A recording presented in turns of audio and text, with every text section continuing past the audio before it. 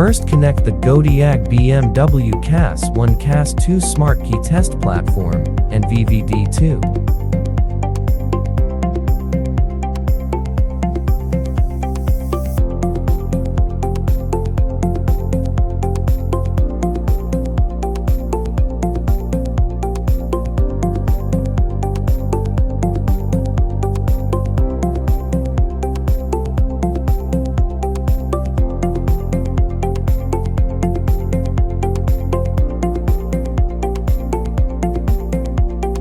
Plug in the power supply.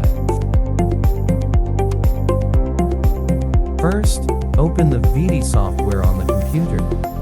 Select BMW. Click CAS information. Click Connect. Click Read Code to read the code data.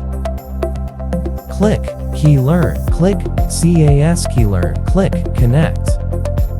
Then click Get Key Info.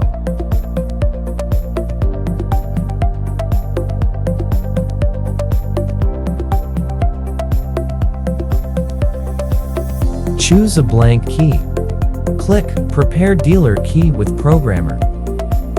Put the key into VVDI2. When prompted to generate the key successfully,